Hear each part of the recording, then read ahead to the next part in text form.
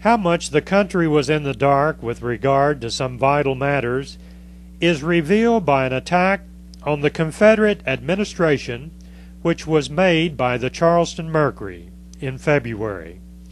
The Southern government was accused of unpardonable slowness in sending agents to Europe to purchase munitions. In point of fact, the Confederate government had been more prompt than the Union government in rushing agents abroad. But the country was not permitted to know this.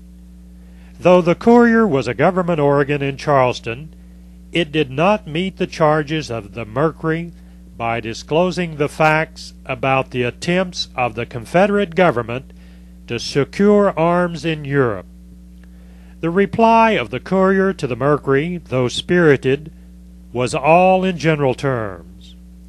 To shake confidence in Jefferson Davis, said the Courier, is to bring hideous ruin and combustion down upon our dearest hopes and interests.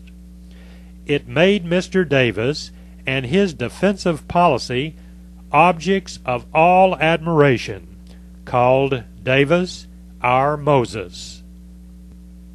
It was deeply indignant because it had been reliably informed that men of high official position among us were calling for a general convention of the Confederate States to depose him and set up a military dictator in his place.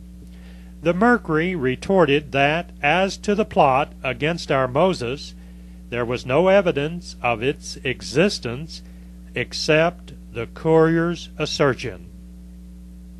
Nevertheless, it considered Davis and his cause.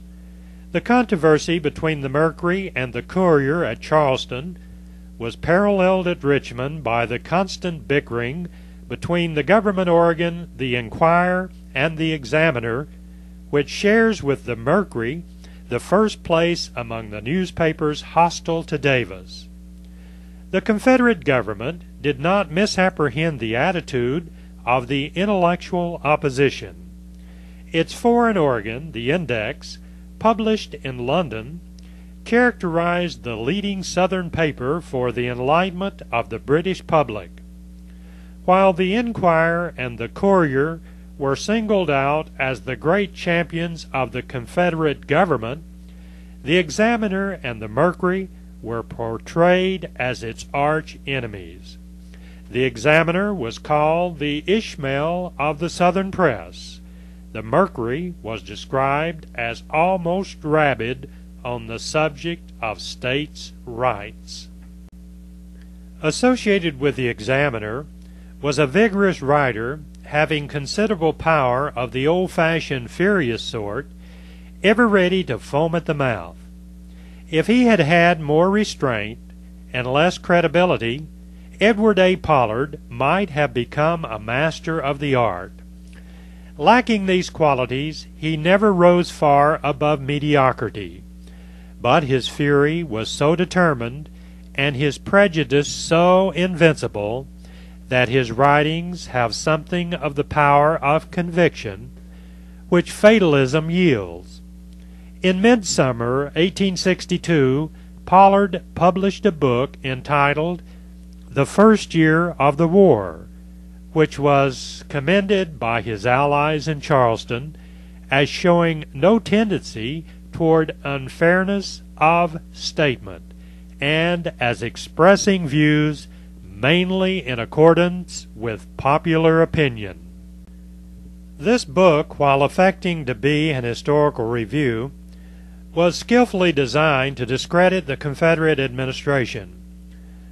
Almost every disaster, every fault of its management, was traceable more or less directly to Davis.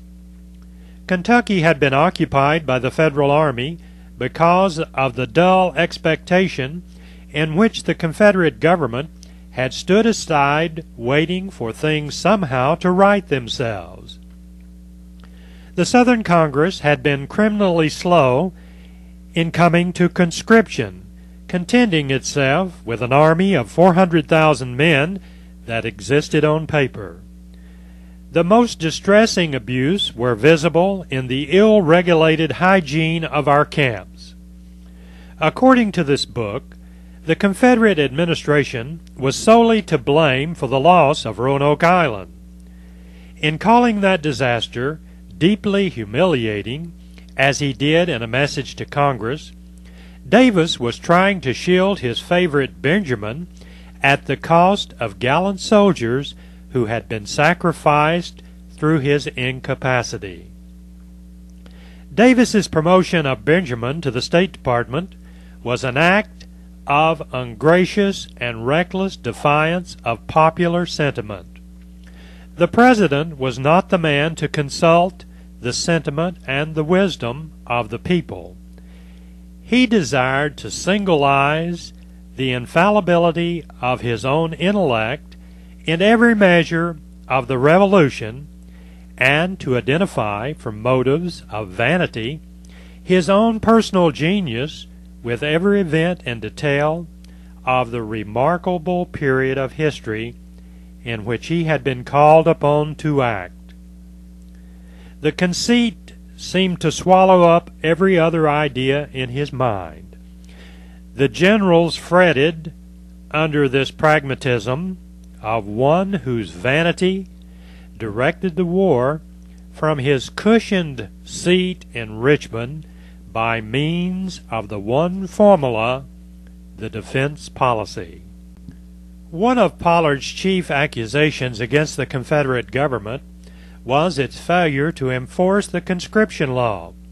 His paper, the Examiner, as well as the Mercury, supported Davis in the policy of conscription, but both did their best, first to rob him of the credit for it, and secondly, to make his conduct of the policy appear inefficient. Pollard claimed for the Examiner the credit of having originated the policy of conscription. The Mercury claimed it for Rhett.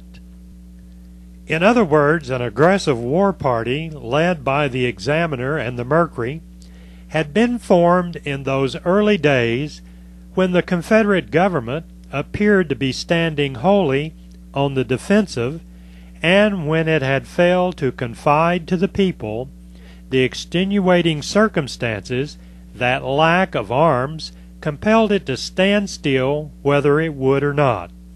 And yet, after this government had changed its policy and had taken up the summer of 1862 an offensive policy, this party, or faction, or what you will, continued its career of opposition.